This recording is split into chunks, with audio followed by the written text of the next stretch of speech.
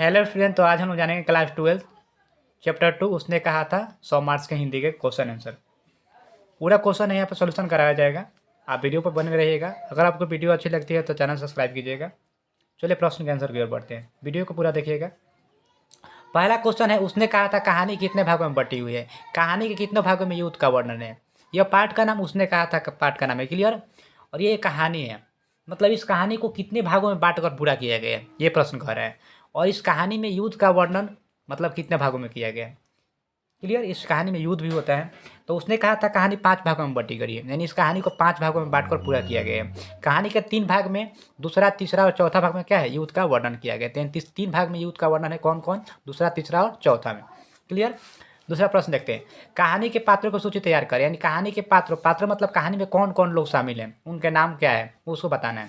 तो कहानी के पात्रों सूची में लहना सिंह, बोधा सिंह, वजीरा सिंह, सूबेदार आदि लोग शामिल हैं। मतलब ऐसे बहुत लोग इस पर शामिल हैं जो मुख्य रूप से लहना सिंह, बोधा सिंह, वजीरा सिंह, सूबेदार है। इन्हीं पर कहानी पूरी बनी हुई है, जिसमें सबसे मेन क्या है, लहना सिंह इसमें कहानी में है। प्रश्न अगला देखते हैं, लहना सिंह का परिचय अपने शब्दों में दे। लहना सिंह एक कहानी का नायक है, मतलब हीरो है, इसी पर पूरी कहानी बनी है, मैं बताया। तो इसके बारे में बताना है, तो देखिएगा। लहना सिंह उसने कहा था कहानी का एक प्रमुख पात्र एवं नायक है, चूँकि ये कहानी का सबसे मेन है। पात्र मतलब प्रमुख मतलब सबसे मेन पात्र हुआ, भूमिका निभा रहा है। और नायक मतलब ये हीरो भी है। इस कहानी में लहना सिंह एक वीर सिपाही एवं प्रेमी की सही फर्ज निभाया है। इस कहानी में मतलब यह क्या है, एक वीर सिपाही है और ये प्रेमी भी है, काफ़ी अच्छा प्रेमी। बचपन में इसके हृदय में अनजान भावना ने जन्म लिया था, जो प्रेम था इसका प्रेम कब हुआ था, इसका बचपन में ही एक अनजान लड़की से ही क्या हुआ था, इसका प्रेम हुआ था, जो भावना थी इससे जुड़ी हुई थी।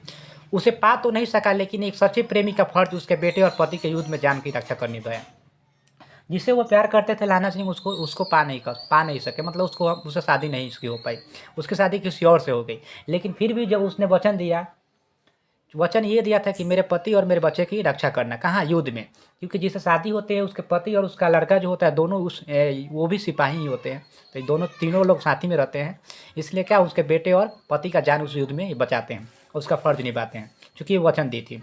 पाठ से लहना और सूबेदारनी के संवादों को एकत्र करें। सूबेदारनी मतलब इनकी पत्नी है या इनकी प्रेमिका है, जिसकी शादी हो जाती है सूबेदार से, क्योंकि सूबेदारनी एक स्त्रीलिंग शब्द है, अर्थात सूबेदार का होता है। तो सूबेदारनी मतलब सूबेदार के पत्नी है, जो इनके प्रेमी थी।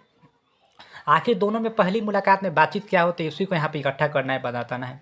तेरे घर कहाँ है, ये लहना सिंह पूछते हैं, तो वो कहती है मगरे में। और तेरे, फिर वो पूछती है, तो ये बताते हैं माझे में। यहाँ कहाँ रहती है, ये लहना सिंह पूछते हैं, तो वो कहती है अंतरा सिंह के बैठक में, वे मेरे मामा लगते हैं। तो फिर लहना सिंह कहते हैं कि मैं भी मामा के यहाँ हूँ, उनका घर गुरु बाजार में। यह एक पंक्ति है, बातें हैं, दोनों मामा के उनके यहाँ रहते हैं, बाजार में एक दुकान पे मिलते हैं, यही बातें पहली बार होती है। ये प्रश्न नहीं पूछता, इसलिए कि प्रश्न बुक का था, इसलिए मैंने करवा दिया। प्रश्न 5वां देखते हैं, कल देखते नहीं ये रेशम के काटा हुआ सालू। यह सुनते ही लहना ने क्या प्रतिक्रिया दी। जब वो प्यार करते थे, तो जब भी वो मिलती थी तो उस लड़की से केवल यही सवाल करते थे, तेरी कुरमाई हो गई, तेरी कुरमाई हो गई। कुरमाई मतलब सगाई हो गई, क्योंकि वो जानना चाहते थे कि उसकी सगाई हुई है या नहीं। तो वो बार बार मतलब जवाब नहीं देती थी और मुस्कुरा कर चली जाती थी। लेकिन एक बार जब वो बता दी कि कल देखते नहीं यह रेशम के काटा हुआ सालू, जब उसने पूछा कि तेरी कुरमाई हो गई, तो यह जैसे ही बात बताई कि तुम्हें दिखाई नहीं दे रहा, हमारी जो सालू है, चादर है, वो रेशम से कटा हुआ है, अर्थात मेरी सगाई हो चुकी है, अब कल ही हुई। तो यह बात सुनते ही लहना ने क्या प्रतिक्रिया दी, लहंगा को क्या हुआ। यह बात सुनते ही लहना को बहुत गुस्सा और अपना शुद्ध बुद्ध खो बैठा। जैसे ही यह बात सुने तो उसे गुस्सा आया उस लड़की पर, और वह वहाँ आगे वो क्या बोले, कुछ बोल ही नहीं सका। उसका शुद्ध बुद्ध जो था वह खत्म हो चुका था, खो बैठा था, क्या बोले। जिसके कारण घर जाते समय रास्ते में एक कुत्ते को पत्थर मारा, एक लड़के को मोरी में ढकेल दिया, एक गोभी वाले के ठेले में दूध ढेर दिया।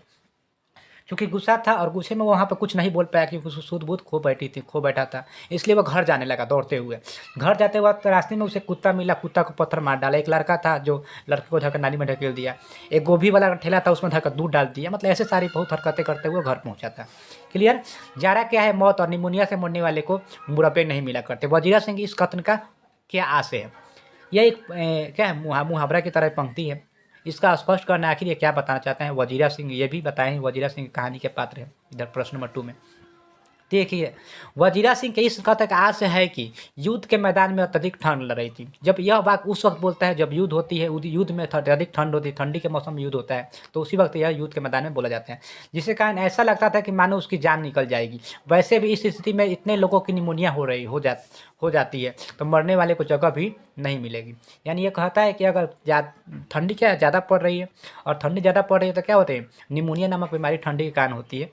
तो अब इसका मानना ये कहते हैं वजीरा सिंह कि क्या कि आज वैसे भी ठंडी ज़्यादा पड़ रही है और ठंडी में निमोनिया ज़्यादा हो जाती है। अगर निमोनिया से अगर सबकी बीमारी यहाँ हो जाएगी तो फिर मिट्टी नहीं मिलेगी दफनाने के लिए, क्योंकि यहाँ युद्ध करने आए हो, आपको कोई दफनाएगा नहीं, इधर उधर फेंक देगा। ये किससे? लहना सिंह से ये बातें कहते हैं। कहती है तुम मेरे राजा हो, मेरे मुल्क को बचाने आए हो। वजीरा सिंह इस कथन किसकी ओर संकेत है? यह बातें वजीरा सिंह किस बातें कहकर किसको बताना चाहता है?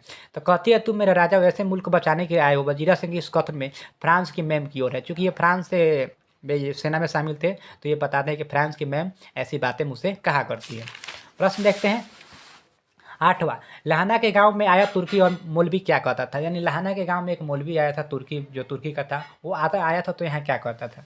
तो लहाना के गांव में आया तुर्की मौलवी लोगों को भड़काने का काम करता था, मतलब लोगों को भड़काता था, अपने प्रति तुर्की वाले के प्रति यहाँ पे सम्मान व्यक्त करता था, बोलता था कि तुर्की वाले अच्छे होते हैं। देखिए क्या कहता था जर्मनी वाले बड़े पंडित होते हैं, मैंने जर्मनी के जो लोग होते हैं वो बहुत पंडित होते हैं, अच्छे लोग होते हैं, वे पढ़ लिख कर विमान चलाने की विद्या जान ली है। मतलब पढ़ाई वे वेद पढ़ के और विमान चलाना, हेलीकॉप्टर चलाना, हवाई जहाज़ चलाने की ये ज्ञान प्राप्त कर लिए। अगर वे लोग यहाँ आ जाएंगे तो गौ हत्या खत्म हो जाएगा।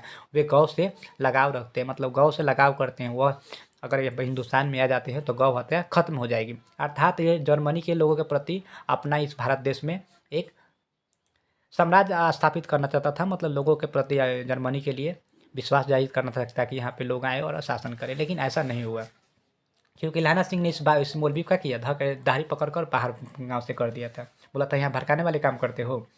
लहना सिंह का दायित्व बोध और उसकी बुद्धि दोनों ही अस्मरणीय है। इस कथन की पुष्टि कीजिए।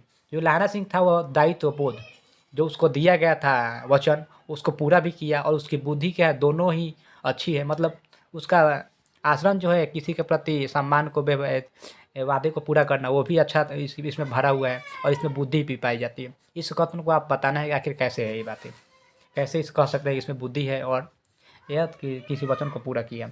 लहना सिंह का दायित्व बोध और उसकी बुद्धि दोनों में स्पृहनीय है, क्योंकि सूबेदारनी ने अपना आंचल पसार कर अपनी पति और बेटी की जान बचाने की भीख मांगी थी। जो प्रेमिका थी, जब शादी हो गया उसके बाद जब मिलती है तो ये वहाँ बोलती है कि मेरे आंचल पसार कर रोते हुए कि तुम, मुझे मालूम है तुम काफ़ी वीर हो और तुम भी युद्ध में जा रहे हो, मेरे पति और बच्चे भी जा रहे हैं, तो इसलिए वो रोते हुए बातें कहती है कि मेरे बेटे और पति की जान की भीख मांगती हूँ, मतलब बचाना उसे वहाँ युद्ध में। और लहाना ने अपनी जान का परवाह किए बिना उसकी जान बचाई। और लहाना जो था उस युद्ध में अपनी जान का परवाह किए बिना उन दोनों के पति और बेटे की जान बचाता है, और खुद बेचारा लास्ट में मारा जाता है गोली लग जाने के कारण। नकली लपटन सिंह की पहचान कर सभी के फौज की जान बचाई। जो कि वहाँ पे युद्ध में एक नकली लपटन सिंह, इसी का लपटन सिंह इन्हीं के सेना में सबसे मुख्य मेन थे, जो वहाँ उधर गए थे, उधर तो वो पकड़ा गए थे, तो मतलब उसका रूप धारण करके कपड़े पहन कर एक क्या नकली लपटन सिंह बन के आया था, जिसको ये पहचान कर लेते हैं और जो अपने सारे फौज की जान बचाते थे। क्योंकि जब ये आया था तो सारे बम बिछा दिया था, इसको पहचान कर लेते हैं, जिसके कारण बम सब इधर उधर करते हैं और हटा देते हैं और लपटन सिंह को मार भी देते हैं, जो नकली लपटन आया था। क्लियर? और ये प्रश्न है जो व्याख्या करने हैं, हम प्रश्न का व्याख्या करवा दूंगा। 2 प्रश्न और है, अगर आप लोग बोलेंगे तो चलिए मिलते हैं हम फिर नए प्रश्न के साथ। तब तक के लिए बाय। आशा करते हैं वीडियो अच्छी लगेगी।